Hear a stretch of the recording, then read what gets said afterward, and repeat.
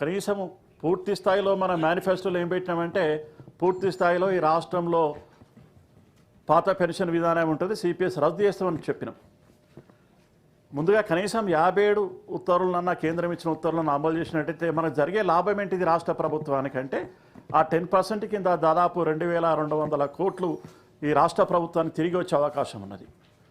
అది కూడా ఆర్థికంగా ఇప్పుడున్న పరిస్థితిలో కొంత వెసులుబాటు జరుగుతుంది. కాబట్టి దయచేసి పూర్తి స్థాయిలో తర్వాత దశల వారీగా పాత పెన్షన్ విధానానికి ఈ ఉద్యోగులను ఉపాధ్యాయులను తీసుకొచ్చినా సరే, కానీ మొదటి దశలోనైనా ఆ 2003 వరకు ఉన్నటువంటి ఉద్యోగులను కేవలం 3000 చిల్లర మంది ఉంటారు సార్, వాళ్ళకన్నా పాత పెన్షన్ విధానం తీసుకురావాల్సిందిగా మీ ద్వారా సభను గౌరవనీయులైన మంత్రి గారికి ప్రత్యేకంగా విన్నవిస్తూ సెలవు తీసుకుంటున్నాను. ధన్యవాదాలు.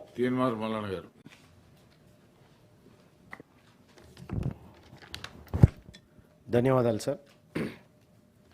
సార్, ఒక 2-3 రోజుల క్రితం మా ఆఫీస్కి ఒక వ్యక్తి వచ్చి ఒక మాట చెప్పినాడు సార్, దాన్ని గుర్తు చేయదలుచుకున్నాను సార్. అతని పైన క్లినికల్ ట్రయల్స్ జరిగినాయి సార్. అతనికి కనీసం అవగాహన లేనటువంటి ఒక అబ్బాయికి క్లినికల్ ట్రయల్స్ జరిగితే అతని అవయవాలన్నీ దాదాపుగా పాడైపోయినటువంటి పరిస్థితి సార్.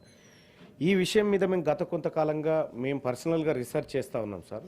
చేస్తున్నటువంటి క్రమంలో మాకు కొన్ని కంపెనీల శాంపిల్స్, తర్వాత వాళ్ళ బయో రిజల్ట్స్, వీటన్నిటినీ మేము పరిశీలించినటువంటి పిదపల ఇంకా కొంత సమాచారం కోసం, అంటే ప్రజా ప్రయోజనార్థం కొంత సమాచారం కోసం హెటిరో డ్రగ్స్ వాళ్ళకి ఒక లేఖ రాయడం జరిగింది సార్, త్రూ మన గవర్నమెంట్ ద్వారా. కానీ వాళ్ళు ఇప్పటి వరకు ఆ సమాచారం ఇవ్వకుండా చాలా రోజుల నుంచి, ఎప్పుడు సార్ నేను దాదాపు 4 నెలల క్రితం నుంచి ప్రయత్నం చేస్తూ ఉన్నా, రైట్ టు ఇన్ఫర్మేషన్లో పెట్టినా ఇవ్వట్లేదు, ఎక్కడ పెట్టినా ఇవ్వట్లేదు సార్. ప్రధానంగా ఏంటంటే సార్, నాకు తెలిసినటువంటి విషయం ఏంటంటే ఆ విషయం కనుక బయటకు వస్తే అమెరికానే షేక్ అయ్యే పరిస్థితి అనిపిస్తూ ఉంది సార్ నాకైతే. ఎందుకంటే గత కొన్నేళ్ళుగా జరుగుతున్నటువంటి ఒక చీకటి వ్యవహారం ఇందులో దాగినట్టుగా నా దృష్టికి వచ్చింది సార్. సో తమరి ద్వారా నేను చేసేటువంటి రిక్వెస్ట్ ఏంటంటే సార్, నేను ప్రభుత్వానికి రిప్రజెంటేషన్ మన ద్వారా పంపించినాను సార్. దయచేసి ఆ సమాచారాన్ని ప్రజా ప్రయోజనార్థం మా సభ్యులకు కానీ మేము ఎవరడిగినా ఇవ్వాల్సిందిగా రిక్వెస్ట్ చేస్తూ ఒక మాట సార్. ఇంకొక చిన్న మాట ఏంటంటే సార్, చాలామంది ఈ సభ దిక్కు చూస్తూ ఉన్నారు సార్. ఎందుకంటే ఇక్కడ జరుగుతున్నటువంటి చర్చ తెలంగాణ ప్రజలకు నిజంగా ఇక్కడ మా చర్చ జరుగుతూ ఉంది, ఇక్కడ మంచి వాతావరణంలో అనేటువంటి ఒక ఆశ కలుగుతూ వాళ్ళు చాలామంది కూడా వాళ్ళ ఇష్యూస్ షేర్ చేస్తూ ఉన్నారు సార్. అయితే సార్ ఇక్కడ నిమ్స్లో 60-70% ఇప్పటికి కూడా ఆంధ్ర ఎంప్లాయీస్ని వేరే రకంగా రిక్రూట్ చేసుకుంటా ఉన్నారు, లోకల్ వాళ్ళకి నష్టం జరుగుతుంది అనేటువంటి మాట ఇక్కడ నిరుద్యోగులు చెప్తున్నటువంటి మాట సార్. సో వాళ్ళు చాలా రోజుల నుంచి రిక్వెస్ట్ చేస్తూ ఉన్నారు సార్, పారామెడికల్ అన్ఎంప్లాయిడ్ యూత్ దయచేసి లోకల్ వాళ్ళతో రిక్రూట్ చేసుకోవాలనేటువంటి మాట వాళ్ళు ఒకటి చెప్తా ఉన్నారు సార్.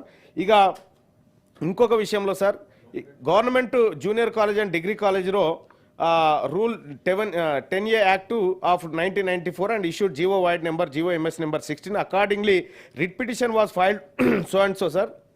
అయితే further they are requesting to recruit the vacant post 5200 in the cadre of lecturers in. అయితే మనం ప్రైవేట్ లెక్చరర్లను రెగ్యులరైజ్ చేసుకున్నాం సార్ హైకోర్టు ఆర్డర్ ద్వారా. అయితే వాళ్ళు ఏమంటున్నారంటే సార్, సో దాంట్లో కరెక్ట్గా జరగలేదు, మిగతా వాళ్ళకి అన్యాయం జరిగింది అనేటువంటి మాట చెప్తా ఉన్నారు సార్. గౌరవ న్యాయస్థానం దృష్టిలో ఉంది కాబట్టి అది దాని గురించి నేను సభ దృష్టికి సూచాయగా తీసుకొస్తున్నటువంటి మాట సార్. ఇంకొక చిన్న సార్, ఇన్ని ఉండవు స్పెషల్ మెన్షన్స్ అంటే ఒకటే ఉంటుంది, ఇక మళ్ళీ అవకాశం లేదు సార్.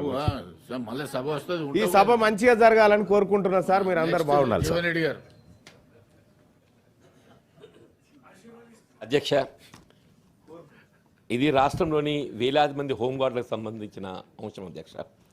ఇప్పుడే మిత్రుడు నవీన్ కుమార్ గారు కూడా కొంత మాట్లాడినారు. అంటే వాస్తవంగా క్షేత్రస్థాయిలో శాంతి భద్రతల పర్యవేక్షణకు సంబంధించి కానిస్టేబుల్స్తో పాటు మనకి ఏదైతుందో సేవలు అందిస్తుందో హోంగార్డ్స్ అని చెప్పక తప్పదు అధ్యక్ష. కానీ వేతనం లోపల ఏదైతుందో అదే కానిస్టేబుల్ వేతనంకు హోంగార్డ్ వేతనానికి అసలు పోలికే లేదు. Home guards just they are getting a daily 921 rupees, daily 921 rupees. అంటే నెలకంతా వచ్చేది అవుతుందో 27,000 రూపాయలు, 28,000 రూపాయలు లోపు వస్తుంది. వాళ్ళకి హెచ్ఆర్ఏ లేదు, house rent allowance, TA transport allowance లేదు, డిఏ లేదు, ఏది లేదు అధ్యక్ష.